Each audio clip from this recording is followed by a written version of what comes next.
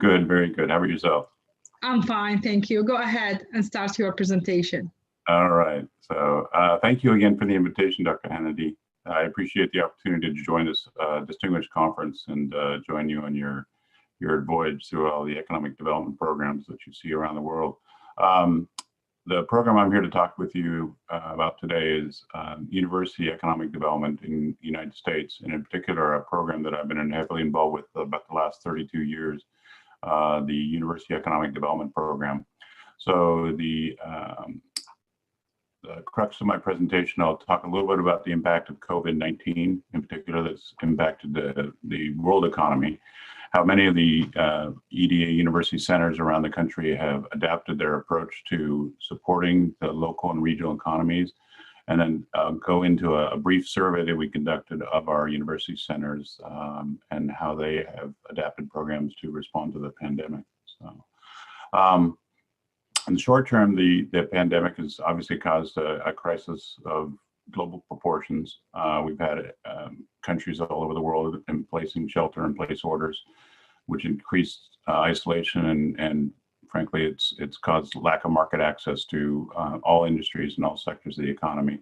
It's obviously put heavy stress on supply chains. We've had traditional products that have been readily available are no longer available or are available in scarce supplies, including staple products such as flour and other products. In particular, and we've seen this with this conference as well as when we put on our own conferences, as well as educational systems around the world, broadband has been stressed as how important. We have situations in the United States where a community might have excellent broadband and the community next door might have little to no broadband. It may not be important in a normal type of economy. However, in today's economy where everything from even the smallest household is required to have broadband to be able to provide education for their youth, the importance of broadband has become more and more important. Obviously, we've had a shift to remote work. Some of the larger global companies like Google, Facebook, and Apple have now allowed people to work remotely. I know a lot of my colleagues have gone to shifting to working not just across the country, but around the world. We have faculty at our own institution who are teaching classes here in the United States, but are currently living in their home in Italy. We have the biggest impact, I think, and this is like a dichotomy, if you will, is the impact that is placed on the service sector economy. Those of us who are lucky enough to have jobs that are can be continued, if you will, in an online setting, are lucky. And those people that are employed in traditional service sector jobs, say in hospitality and in, for example, restaurants, don't have that luxury. Either their jobs have been cut back, or their jobs have been entirely eliminated, or in other cases they continue to work, but they may work in a much riskier setting. So finally, as I mentioned, we've got the impact on homeschooling, but this also has a trickle-down effect in that the parents around the world are now actually forced to be responsible for the, if you will, the daycare and care of their children while they're at school, and that they have to provide supervision of their children while they're still working in a home environment. So, and this has particularly impacted women across the world because they often have to not only take care of their own family, but often they have a extended family elder care that they have to provide. So, and what we found is that all of this is causing a slowdown in the entrepreneurial ecosystems interactions. A lot of this, for example, we host a number of regional economic development events that were designed to increase interactions among entrepreneurs. However, there is we're finding a decrease in these interactions, which I'll go into a little bit later. So those are some of the short-term impacts. Some of the long-term impacts that we're seeing with COVID, and I'm taking a little bit from the media here. This is from an interview with Bill Gates earlier this week with a global conference that they hosted.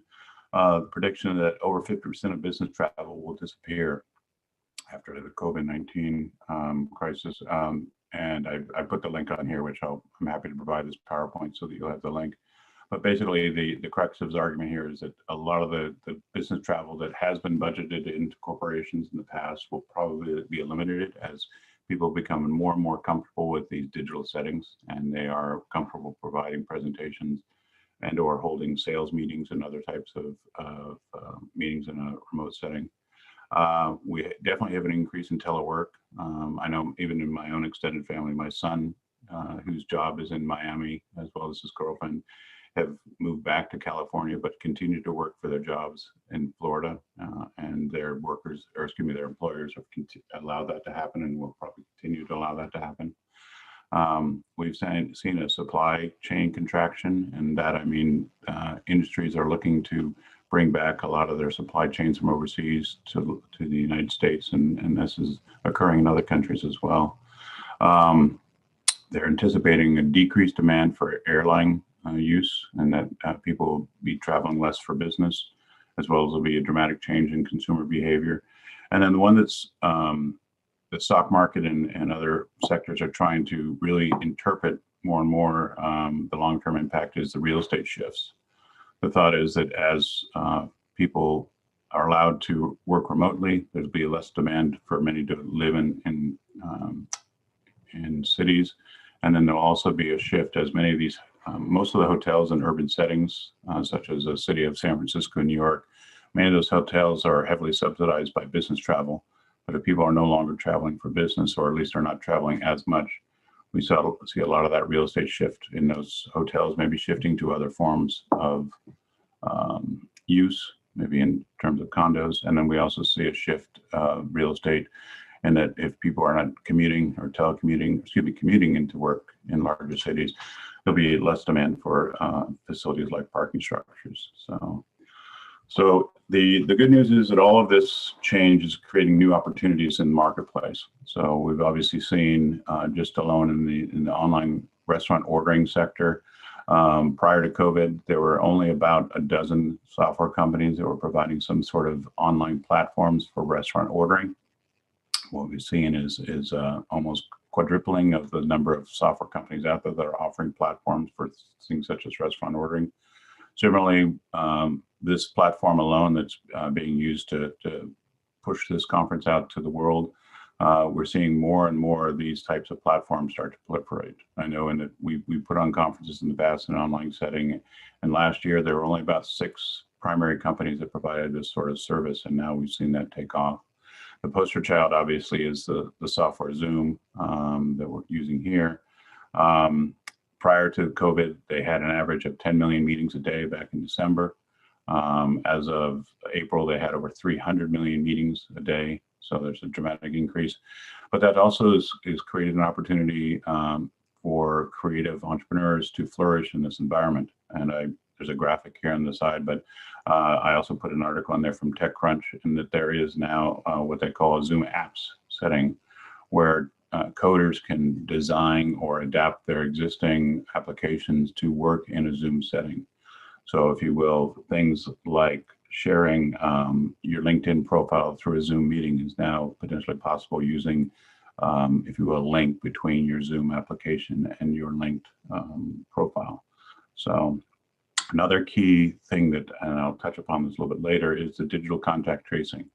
So the ability for this to be used to our benefit, obviously there's intrusions into privacy, and that is yet to be figured out. But obviously, the ability to be able to track someone is helpful. For example, if you have small children or young teens who you were trying to track their movements, and so this is a way to if you will, the entrepreneurial sector is embracing it. So now, important thing to remember here is that this is not the first pandemic, and it's not the last. I've had the pleasure of being involved in a variety of programs in the United States. One of the programs I was heavily involved with is what's called the Small Business Development Centers. And the purpose of a Small Business Development Center is simply to provide business assistance to entrepreneurs or existing entrepreneurs who want to expand their businesses through training, through one-on-one mentoring. One of the most difficult parts of that job was providing what we call resilience training to entrepreneurs. And by that, we mean helping entrepreneurs prepare or be prepared for disasters. Here in California, where I'm located, that included being prepared for fires, earthquakes, floods, hurricanes in the case of other parts of the country, or drought.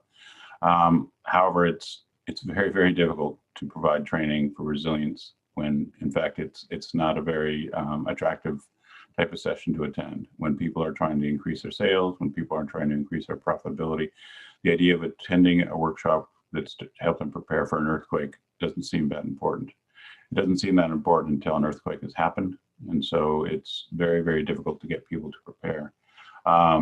We've seen this happen in the United States, and that the office to help people prepare for pandemics at the federal level was actually removed from the White House early on in this administration. So what we're finding is that helping people prepare their businesses for resilience is very, very difficult. We've been very lucky in that the COVID-19 mortality rates have been fairly low, between 1.4 and up to 9.6%, depending on the country.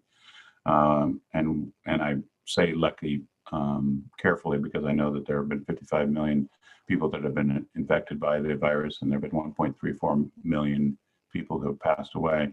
However, if the mortality rates were much higher, and they have been much higher in previous pandemics, say around the level of 25 to 50%, we would find that the impact of this pandemic would be much greater. And there's nothing to say that a future pandemic would not have a much, much higher mortality rate. So, so walking forward from this, one of the things that we're stressing to entrepreneurs as they adapt is, what have they learned from the COVID-19, and what changes will they take moving forward in their entrepreneurial venture? So,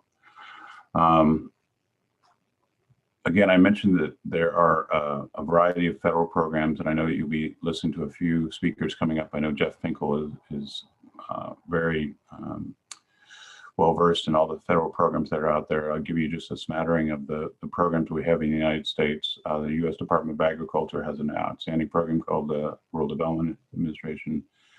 Small Business Administration in the United States, which runs programs such as the Small Business Development Center, the Women Business Centers, and Veteran Business Centers. HUD has community resilience programs, and then the program that I'm going to speak about this morning is the Economic Development Administration's University Center program. So yesterday, if those of you that participated in the conference heard from speakers from the University Economic Development Association, and UEDA, along with the APLU, designed this paradigm of looking at university economic development and as three primary sectors. The first sector is looking at talent. In other words, imparting knowledge to the workforce. The second is looking at innovation, and that is research, creativity, and problem solving. And finally, looking at the connection between those other two, the talent, innovation, and place. So that's been the focus of university economic development throughout much of this country. The EDA University Center program was created back in 1966, and its primary purpose is grant funding that is provided to universities on a competitive basis. And the purpose of this funding is to allow them to provide technical assistance to support the regional economy. Now, the funding was typically given out, as I mentioned, on a competitive basis, depending on the economic distress of that region. So in the past, it's been factors such as the high unemployment rate, low per capita income, and other factors that are contributing to an economic demise, if you will, of the region. And these funds, and originally it was about $140,000 to $150,000 and more, with matching funds provided by the university itself, were used to go out and have faculty as well as students go out and work on applied research projects throughout the region of that university. It could be, in some cases, just a few counties. In other cases, it might have been an entire state. In some cases, if the university is in an urban setting, the university may be providing technical assistance to communities such as New York City or in Los Angeles. In other cases, in particular, I managed a center for about 30 years.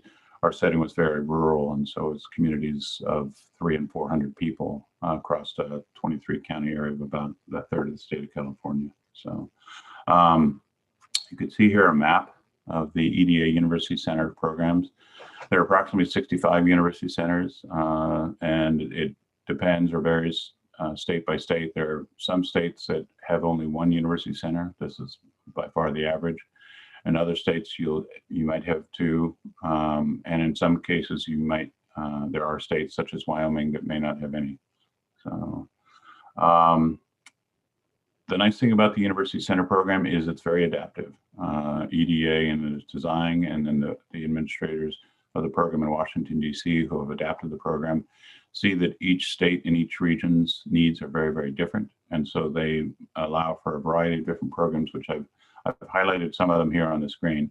But everything from innovation programs to proof of concept centers, entrepreneurship programs. I know a lot of programs that are based in rural communities that focus primarily on capacity building and community economic development. And by capacity building, I'm referring to helping communities to be able to develop their nonprofit sectors, to focus on environmental resources and maybe in some cases reverse economic decline tied to industries that, for example, were natural resource extraction based and are now adapting to new economy jobs. So those are some of the programs that the EDA supported. Back in the early days of the COVID-19 crisis, the CARES Act funding, the stimulus funding that was pushed down at the federal level, pushed additional funding down to the EDA university centers with the understanding that these funds needed to hit the streets as soon as possible to help these university centers provide additional assistance directly supporting these communities and to the businesses. And so what allowed these university centers to do is to quickly adapt. And by quickly, I mean over the course of 30 to 60 days, adapt some of their existing programs as well as expand programs to provide economic revitalization to communities across the country. So my association, the Educational Association of University Centers, is, if you will, a conglomeration of all these university centers. And what we do is we come together to share best practices and to share, if you will, best ways of meeting the needs of our local communities. What we did is earlier back in June, we conducted a very brief survey to identify how these centers have adapted their approaches. And we had approximately 74% of our centers respond.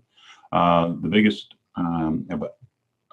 adaptive response has been that many of the university centers quickly developed resource websites. So about half of the university centers around the country adapted websites that either put resources online for entrepreneurial ventures that needed technical assistance. So in most cases, these websites allowed the local businesses to access special funding. In some cases, these rural communities had set up revolving loan funds or other special programs to help fund these entrepreneurial ventures. So many of the university centers created websites for this purpose. In other cases, what the university centers did is create websites to support local policymakers, creating websites that help the city, county, and either city managers or city councils identify resources to best help their communities adapt and move forward. In a lot of cases, it was, for example, sharing best practices on helping restaurants to move to a digital environment. In other cases, we've had just sharing the new policy guidelines and new regulations to help businesses move their business out into an outdoor setting, which in the case of restaurants can be challenging in an urban setting. So a larger percentage of the university centers created webinars for small business owners. So these are webinars, again, that helped entrepreneurs adapt their ventures to an online setting. So in most cases, it was helping businesses get virtual by helping their businesses have an online menu, take e-commerce transactions, and allow them to go to in many cases, a delivery type of business format. So that was a very popular type of technical assistance provided. A smaller amount, about 42% of the businesses provided webinars for local policymakers. So, and again, these are mostly for city and county business managers. So I see that I'm running short on time here. So I just wanted to mention moving forward, the focus of the EDA University Centers continues to be on economic renewal. So we are again, focused on helping the universities adapt their approach and aligning their resources to best serve the local needs of their regional economies, and keeping a focus on resilience with the idea that the economy that we're seeing right now is starting to recover slowly but surely, although we are seeing spikes of cases. We will also have to know that this is, again, not going to be the last pandemic that we're going to experience, and that we're hoping that these businesses and these communities will take lessons from this and use them moving forward. And with that, I yield my time. And I would like to thank you, Dr. Hannity, for inviting me.